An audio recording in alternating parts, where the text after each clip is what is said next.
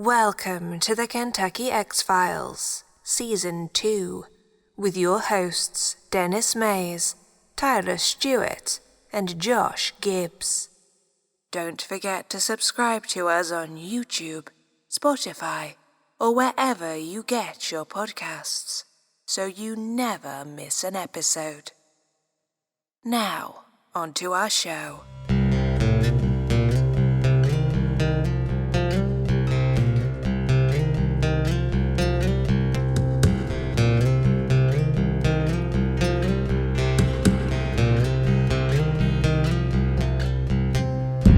Coming towards me, just crouched down. For me, at first, I thought it was a distant voyage thing.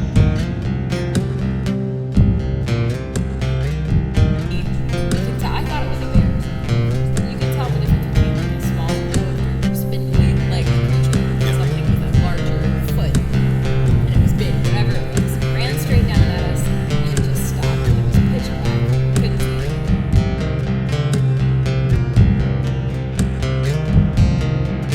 And most of these witnesses that have come close to these things could have been killed. It was beating on the side of the house. I guess it hit the side of the house as it went by.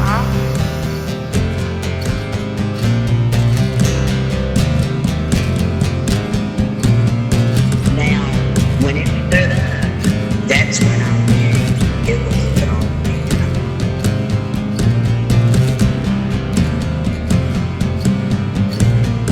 Like I needed someone to have pure faith in a higher power at that moment, and nobody fucking did.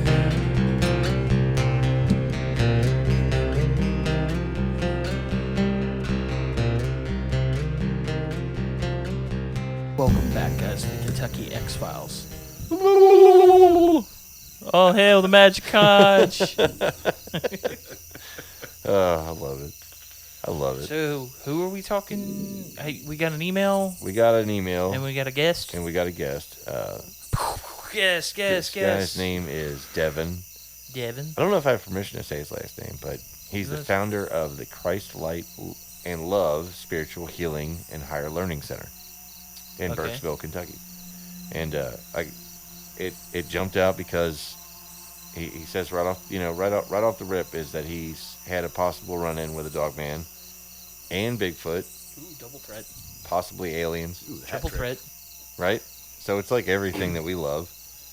And, he's, I mean, there's more in the email. There's a lot more, but, Let's let him tell let it. him tell it. Yeah. Yeah. I mean, it seems interesting. So So, I guess, if you guys want to jump right into it. yeah, let's give him a call, man. All right, let's give him a call.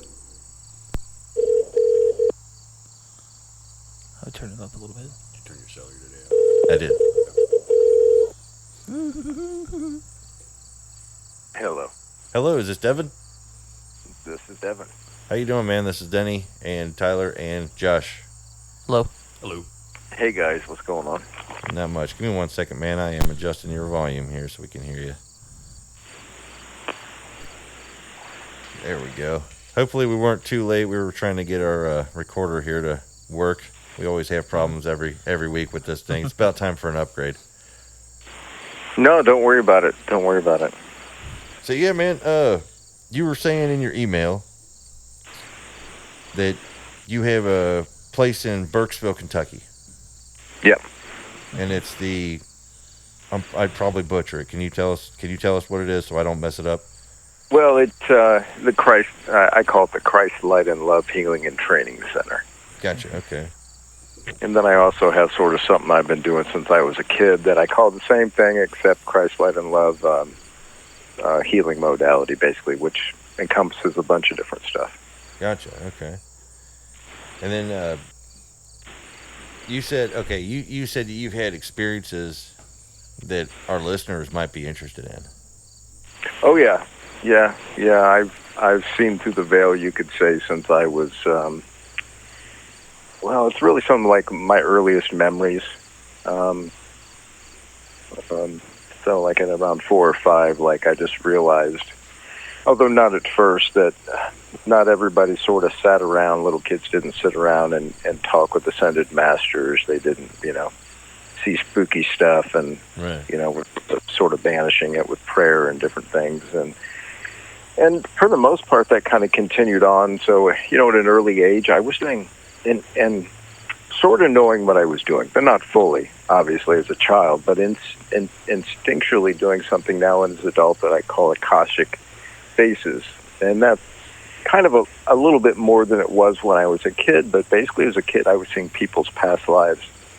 And they would roll across their face just like they were wearing like sort of like a 75% opaque mask. That kind of makes sense. Yeah. So I didn't have to shut my eyes to see it. And, I would just see these different faces roll across theirs. And, I realized at a young age, I'd say to myself, well, this is the essence. That's kind of the word I like to use, the essence of who they were. And, guys, I'm almost 50. Okay, so back then there was no internet. Yeah. When I was having different seeing different past lives, and one particularly that ended really nasty, and would go to my mom and say, listen, Mom, I was seeing this in the dream and blah, blah, blah, and I know where I was, I kind of know who I was, and I'd basically get the response, Devon, we're Christian, we're not Buddhist, we don't believe in past lives. And Right. as a little kid, though, I'm walking away going, well, okay, whatever this quote-unquote Christian, believes in past lives, right? Yeah. And so,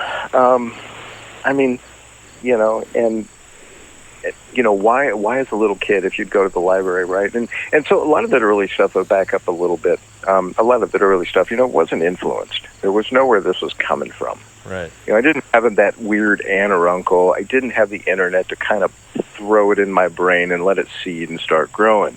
I just kind of knew some things. So it was just happening. When you were a kid, did it start at random, or was it just full blast right away and then? I just really can't remember as a young kid not also kind of delving into what I call the etheric. Okay.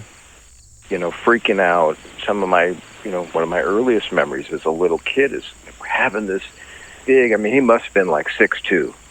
Big old dude, built like a brick shit house, right? And I, out in the middle of public somewhere, but he just starts showing me faces, okay?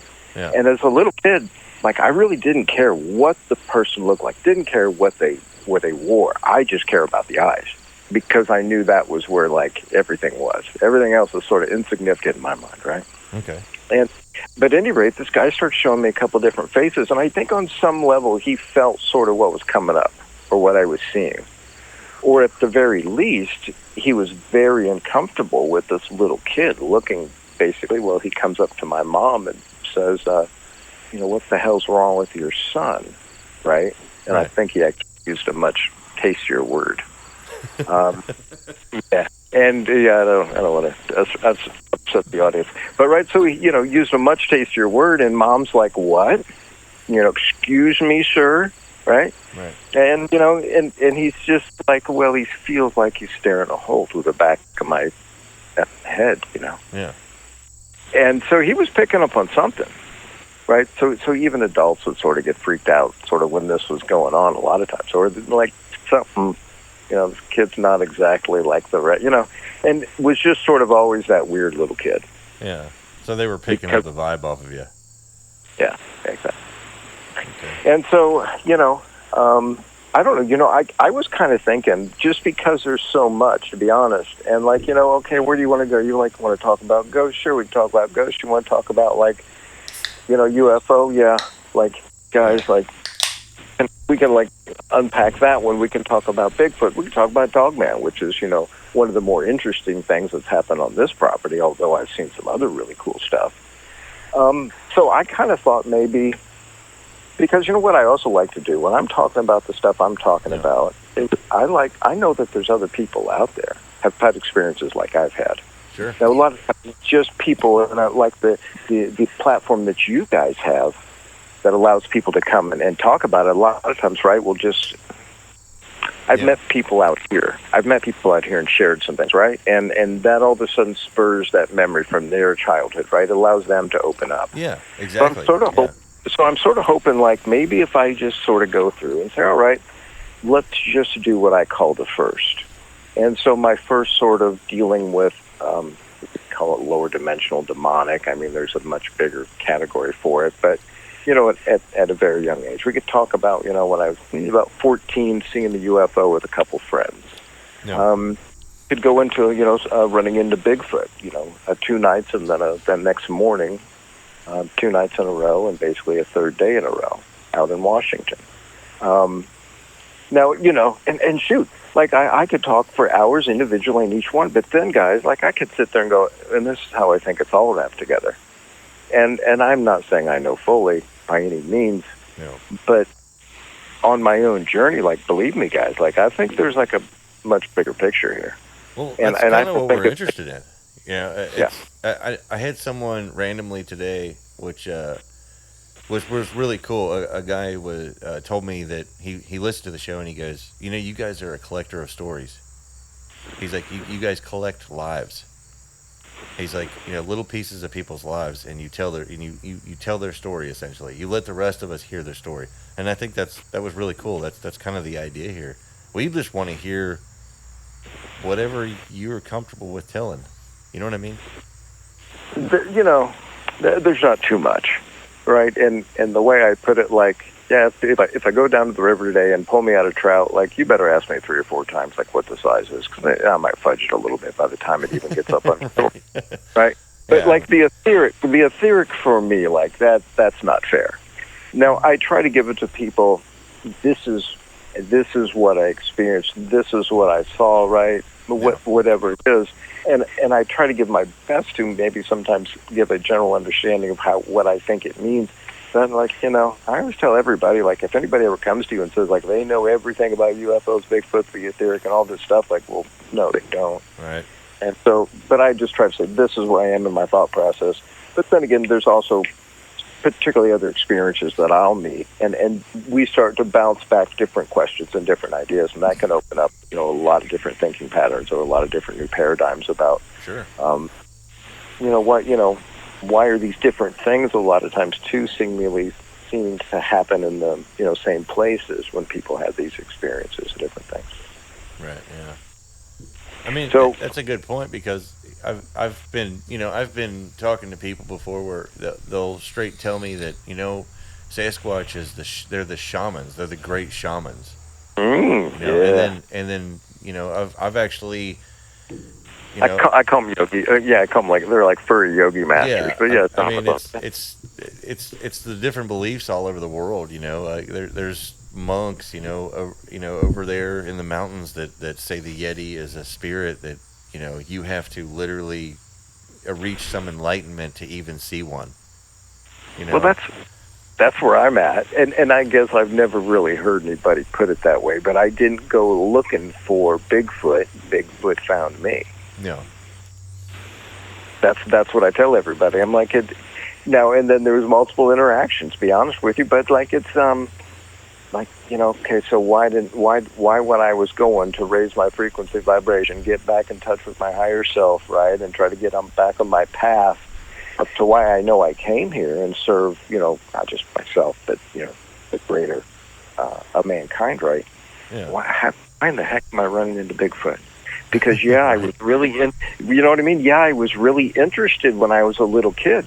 Right, it was UFOs, Bigfoot, ghost. I mean, if you looked at the library cards right back then when we had like right, it was much different, right? But if you looked at the books that like little Devon Wendell checked out, well, they were like, you know, that's all it was repeatedly. For all the and of younger course, kids out there listening to the show, the library was a place we got books from.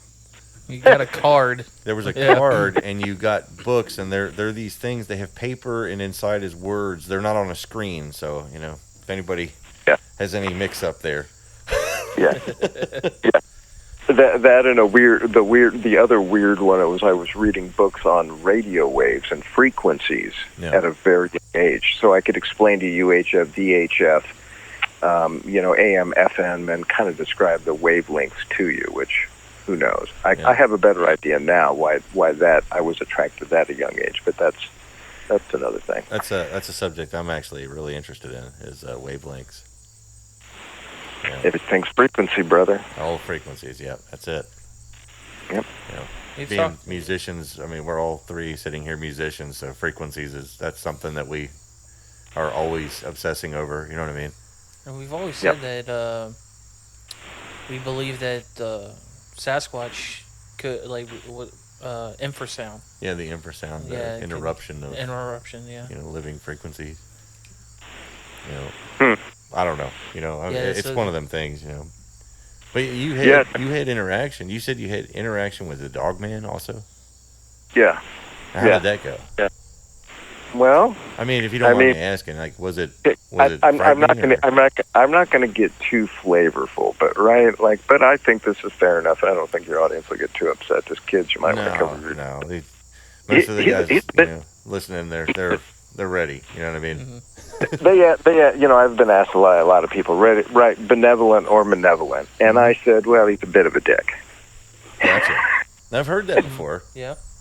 Bit of a dick. All right, so you want Dogman first? We'll give you Dogman. Yeah, whatever you want, man. I'm just no. And I'm sitting out here, not far from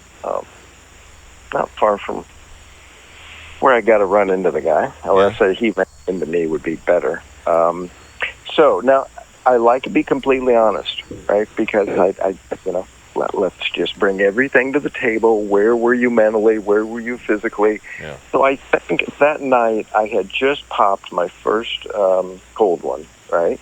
Yeah. And I'm walking down to what I call baptismal pond on the property, and it's not very far, but it's a little bit of walk. So I got about a quarter way through, and there's a nice little picnic table down there next to this huge, probably 250-year-old tree, right? And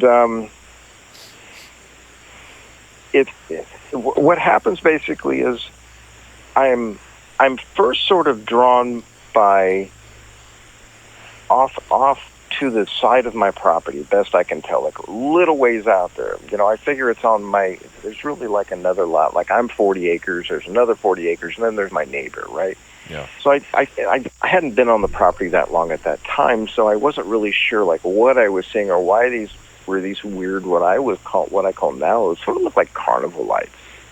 And I was sort of like, what is she like having like a bouncy house, like one of their grandkids over there like having a party?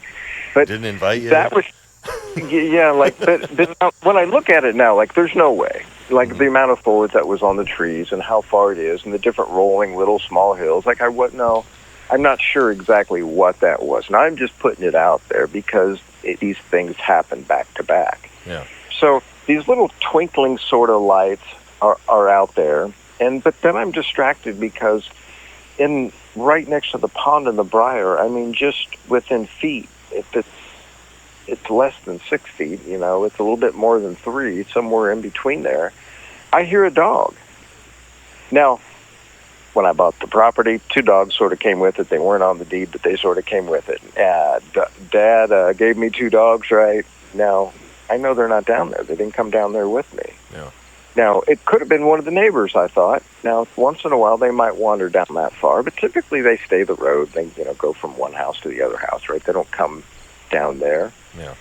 But I thought, hey, that's what I got. I got a stray dog down here in the briar or whatever. I'm going to shoo him off. And so my eyes still are not fully adjusted down here yet, and there's no lights. And out here, it's dark. I mean, if there's an overcast, it's dark, If there's not any moonlight or anything, it can be pretty damn dark. So my eyes still haven't fully adjusted, even with that little bit of light I saw there twinkling, Yeah. But I thought, okay, sort of stomp at the ground a couple times, and I sort of make a motion towards that bush. Well, the dogs around here, you do anything like that, and they're gonna, they're gonna shoo. They're just, they're not gonna hang out for somebody coming at them. They're afraid they're gonna get hit with a stick or something. Who knows? But you know what I mean? They're not. Most of the dogs out here are outside dogs, and they're friendly enough. But you know what I mean. Anyway, so I thought that would be enough to shoo it off. Well, I didn't hear it move. I didn't hear anything. Now, again, I had a quarter of a beer. But basically all I can tell you is, and I say he's a bit of a dick because he didn't have to do this. Yeah. I feel. But the thing walked through me. Well, what do you mean, Devon? What did it walk through? What do you mean it walked through you? Well, the way I can tell you is it was somewhere in between dimensions, or it sort of like it made itself, less dense to where it could do something like that. Now, when it did, like, it spun my chakra to the point where I almost had to sit down. Like, no, I didn't have a quarter beer. I had a quarter of a keg of beer type feeling. Yeah. Now, that was just for a few seconds to where I'm sort of like, okay, I don't got to sit down. And I've got my eyes shut, and all of a sudden, and I sort of see it, and I hear it simultaneously. But this thing, brother, walks through me, is now not on four legs on the ground, but as far as I can tell, I'm about 5'10", and in my third eye, that's how I'm seeing it. But for somebody who's a seer, right, who's kind of doing what I'd been doing for as long as we have, like, a lot of times I trust my third eye more than I do, like, my other two eyes. But it's how I'm sensing what's going on. It's how I'm sensing, like, okay, what the heck was this? And why is it behind me now, sniffing me 3 times, standing up on 2 legs and taller than I am? But that's what it did. I mean, it went, like, got a good whiff of me. Do you know what I mean? Yeah. But like in my third eye, what I could see, and I guess by the time, somewhere in between the time it walked through me and it was standing behind me and sniffing me, I'm like, okay, well, this isn't just this is an intelligent creature. And to me, dealing with Bigfoot before, I was even sort of a little confused. Like, well, intelligent, creature like this with these sort of powers, well, that'd be Bigfoot. But then, the imagery I was seeing in my head sure didn't match. And I've never really seen, I can't say I've been drawn to Dogman. Yeah. I didn't even understand until I started telling a couple friends, and they're like, yeah, we've been hearing all kinds of stuff about Dogman. And this is, a year and a half ago. Did you seen it? Like, you saw the creature before it did this? All I can tell you, it was in the bushes. No, I didn't see it in the bushes. It was just too dark. If I would have had a flashlight, would have actually been there. I don't know. Right. But it's kind of like, it reminded me, no different, when I eat the first and second time that I got to see Bigfoot and then the 2 other Bigfoot that were with it. They phased out. Now, they phased out top to bottom, almost like they were walking down a staircase, right? Or like those elevator, that little elevator trick where you go behind a couch and you just sort of, walk out, except they went from, top to bottom. But so to me, and then what happened here, and although no, I can't, I have to just be honest, I saw it with my third eye. Yeah. So what would you think that they're, what are they here? Do you believe, you're saying that it's phasing in and out of somewhere? Yeah. Where do you think it's coming from? Is it a spiritual world, or is it a... Well, okay, so that gets into what I believe now. There's different people use different terms. Uh-huh. So let's try to get a good idea, when I'm using a word, what, at least in general, what are we talking about? Because some people, I think, will think one thing, and other people in your audience will think of another. Yeah. So when I speak of, a vortex, okay, or even when I'm talking about where the ley lines intersect, I'm kind of really generally talking about the same thing. When I'm talking about a portal, now some people will argue, the point to, no end. Right? No, it's not a vortex, it's a portal. It's not a portal. Well, okay. Wherever we go in these places in the veil are very, very thin. Okay. That's what I believe, as far as my experiences. Why did I move to this property? To be honest, boys, I knew the veil was very, very, very thin. So for a lot of things that I dig and that I do, right, well, it's extremely beneficial. This also brings, though, it's if it's... you want to call it the portal, you want to call it the vortex, right? You want to call it the ley lines of the earth, and out here I think it's more the crystalline grid. But, it seems to be that these things, that's where they are. Is it easier for them to come and go there, maybe? I'm not exactly sure. I mean, I've had my own experiences in these places that are almost superhuman. Mm-hmm. So, maybe. Again, just throwing it out there. No, I think for a moment there, I sat there and kind of thought, well,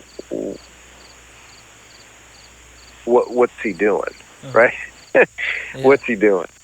or even maybe what is it? And I have now. I'm not like set on this, and I wouldn't tell anybody like, yeah, here we go. Here's the gospel truth.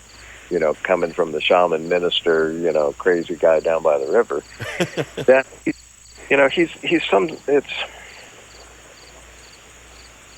well, I've debated that. Is it maybe not even like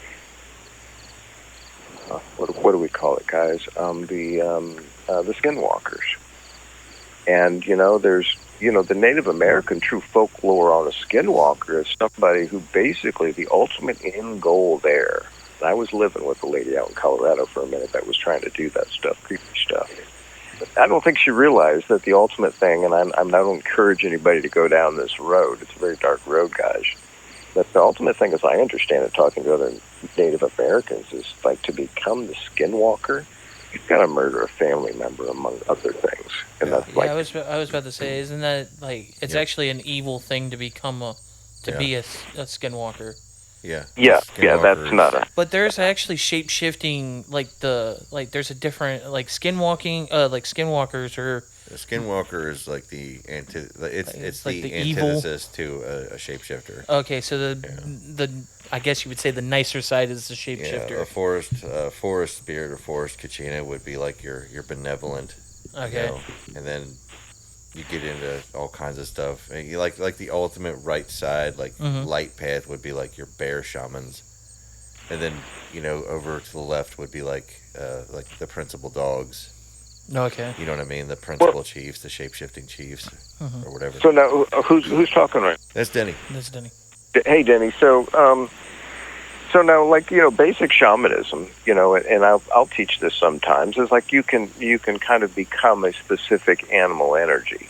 You can kind of sort of take on that energy, so you can become as small and quiet as a church mouse, or if you're in public and you need a little bit more, look a little bit bigger, you can take on like a lion energy. And then, we teach how to kind of take that on and then how to sort of put it to bed or kind of untransform from that. But to me, that might be part of what you're talking about, maybe not. But then on the other side of that is, you can become this weird little creature. Yeah.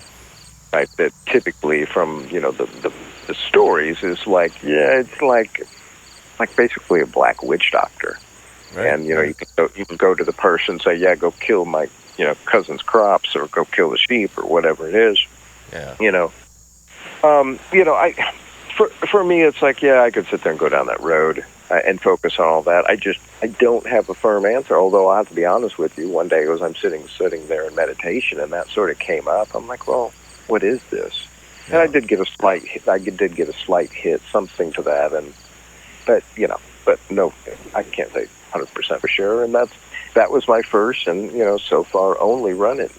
Now, this goes back maybe to maybe why certain places.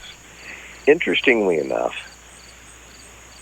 before this story became public, which is besides outside of small group of people, right, know about this, but the owner of this property. We've kept in loose contact, and she contacted me, or I contacted her a few months ago, and it was kind of like, hey, Devon, how you liking the property? And I'm like, are you kidding me? I'm like, 9 times out of 10 days, this place is nothing but love, joy, and bliss, and I'm just walking around somewhere like almost sort of like a heaven on earth. I mean, it's just, and, but she's like, yeah, but every once in a while, something like that. I'm like, yeah, every once in a while, and and I said, well, hey, what's your favorite, least favorite part of the property, right? Yeah. And she said, well, you know what she said? She said, well, she it was right where I heard that thing in the bushes and it walked through me. And I said, well, what do you mean? Why don't you like that? She's like, every time I had to be down there, she was like, I felt like something was looking at me and didn't do me, didn't have any good for me. Now, interestingly enough, I hear this come from this woman because some of the things she said is, you kind of get to know the person selling you the property right through the buying process. But some of the things she said about the neighbors and what my experience was likely going to be here, I think she was probably a better seer than I was. She just doesn't understand what she was doing. Do you know what I mean? Yeah. She had the Like some intuitions. stuff. Yeah. Her intuition was just spot on in so many things. So for her to say that doesn't really surprise me. Now, if you're sort of in that already in maybe that fear mode, or you haven't sort of like try to get at that and say, no, I'm love, joy, and bliss. I'm not fear. I'm not worry. I'm not shame. If you're sort of on those lower vibrations, then yeah, if you walk maybe over there, you might feel like something's looking at you that maybe doesn't. But to me, like, no, like this is sacred land. This is land I bought to try to keep it that way. So I have a different attitude about it, number one. But now I think things kind of interesting. They come this way. Girl I worked with for a little bit a year ago. She's like, "Oh, you bought that property?" And I said, "Oh yeah, I love the place." And she's like, "Yeah, I love it too." And I said, "Really?" I said, She said, "Yeah." I told the owner if she ever saw my car, there when she pulls up sometime, and she can't find me, that I'll be down. And it was, by that big old tree down there, right? She said, "Yeah, how'd you know?" Oh, wow. And basically asked her, right? I said, and she's got like I think Cherokee in her, but she's got some Native American. I can't remember which one it is. But she said she's like, I just go down there and let stuff go. Let stuff go. Yeah. It's a powerful spot, you know what I mean? And I've got I've got other stories of going down there, and all I can tell you, brother, is like, yeah, some stuff got let go for me, and to me it was in between the energy here, the nature spirits, and I don't know. Where do you want to go? So but she said she goes down there to let stuff go. Does she mean like stuff she's carrying with her, or what is it? Yeah. Well, she just described it as like a really healing spot. Okay, I see. Right? Okay. And sort of coming from that background, as she's not only like sort of in touch with the earth, and that's where she really prefers to be. But she's got the Native American blood in her, which is that's another story, right? Yeah. So she's already sort of connected to all this anyway. So for her to tell me like, yeah, that's if she would be anywhere on this property, that's where she'd be. I'm like, yeah, well, sure. Yeah, my ears ring every time I go over there. Yeah, I know what you mean. Is this property is this where the Sasquatch encounters happened to, or was that elsewhere? No, those have primarily been out in Trout Lake, Washington, but then again in Cameron, Texas, and then again sort of a follow-up out of all places, the north side of Indianapolis. Now, you've got to ask me to dive into that, because I think most people don't see Sasquatch or Bigfoot, even if they go looking for them, and they can be right in front of them, because do you have any idea what they can project into your mind that they are?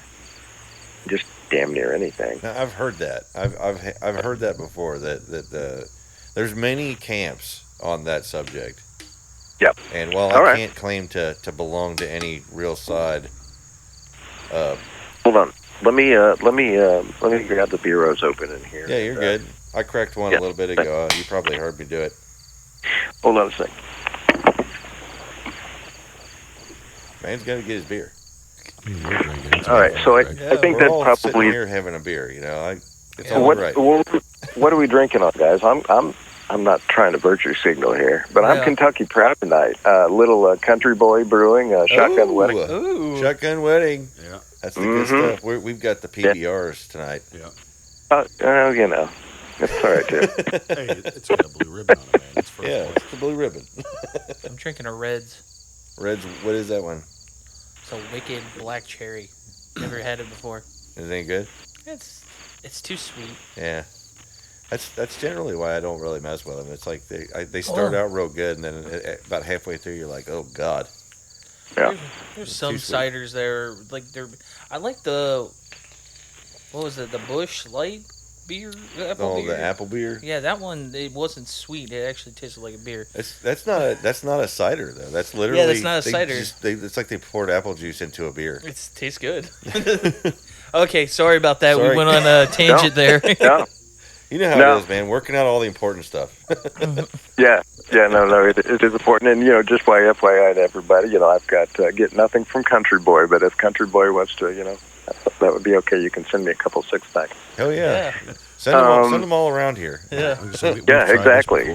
Yeah, we've tried, but goddamn it, we'll just keep on trying. To no avail. Yeah, we tried it with So Braxton's I craft think beer. maybe you bringing up Bigfoot might be a good place to transition. Yeah. Sure. And then to sort of go down there, and from there, you can pick and choose. Okay, so I think this needs to be framed up. Okay, so going out to Trout Lake, Washington.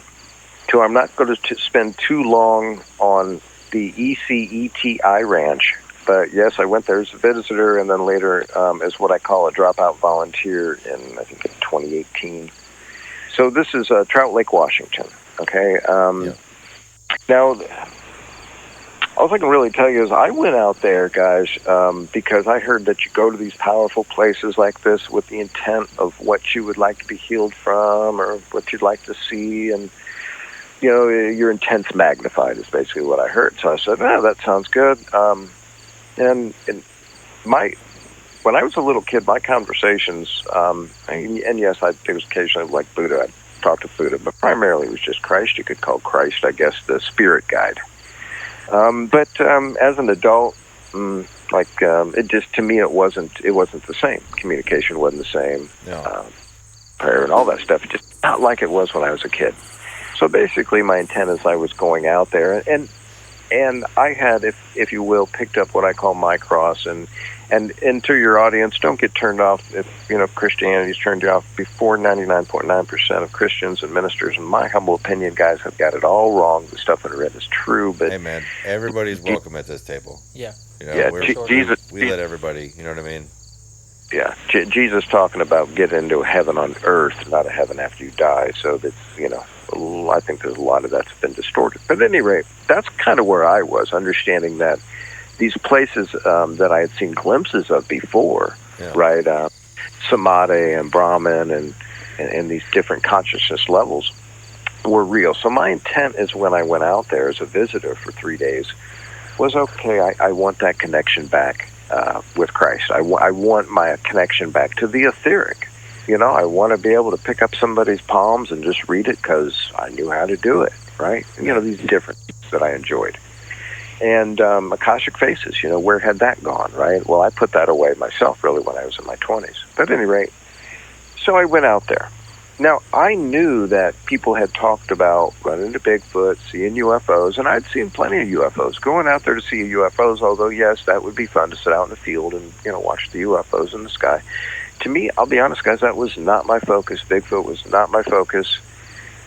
It was taking that intent of getting back to that place I was when I was a kid and magnifying that. Now, I guess I should have maybe forgot, and maybe I'm just remembering now. Well, part of that when I was a little kid was UFO and Bigfoot. But it was really kind of more specifically about getting that connection back. But I think maybe part of that connection was just getting back to that childhood-like state, right? Yeah. But, so, the first night, now I'm staying in a yurt, right? And it's got a little wood-burning stove. Right? Now, it's all wood. Now, this wood-burning stove has been burning now for 3 or 4 hours as I go to lay down the first night because it's been exhausting. I had a long flight out there. On and on and on. Now, at that ranch, no drugs, no alcohol, no nothing. To be honest, I did try to get to the dispensary before I went out there, but it just didn't play out, and so I was out there sober as a joke. Yeah. And so a lot of people ask me, are you drunk? No, was very sober.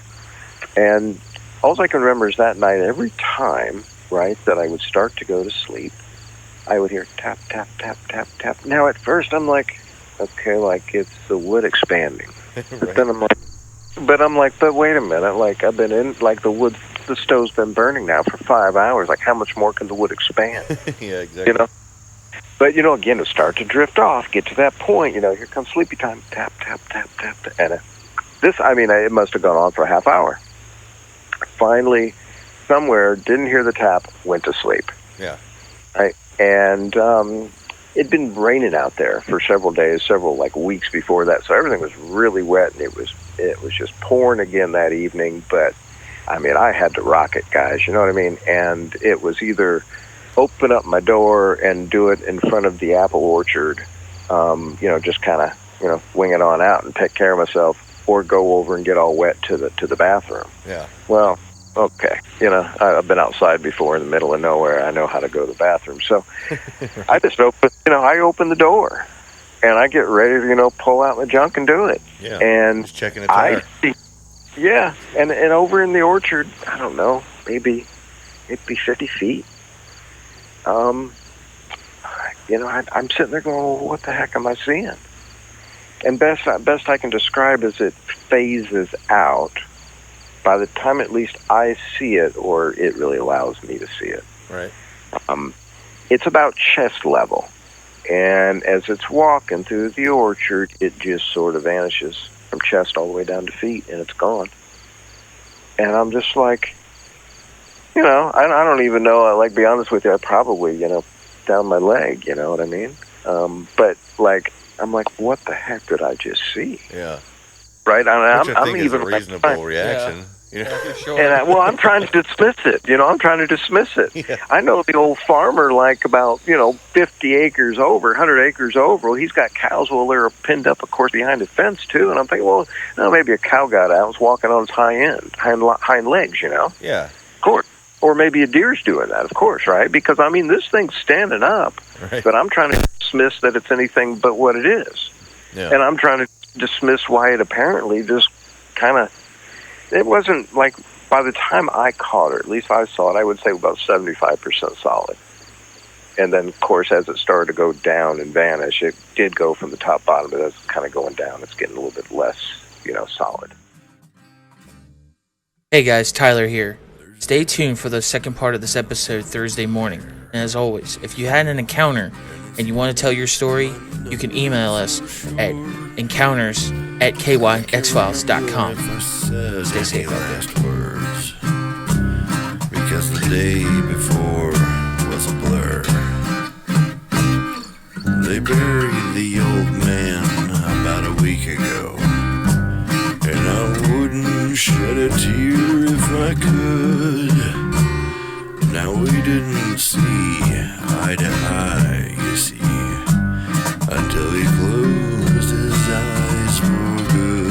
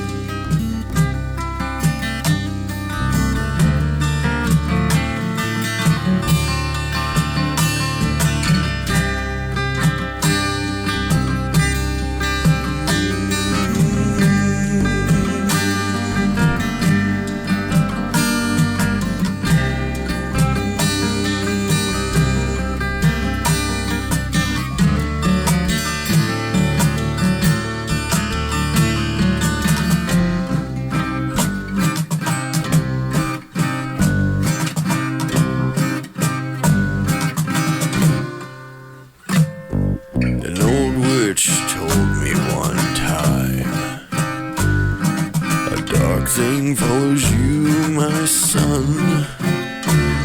You'll live 100 nights searching for hell, and all of your days by the gun. Beware the good times in your life. They just hide the bad for a while. That feeling you hide behind the tears and the pain is the reason you can smile.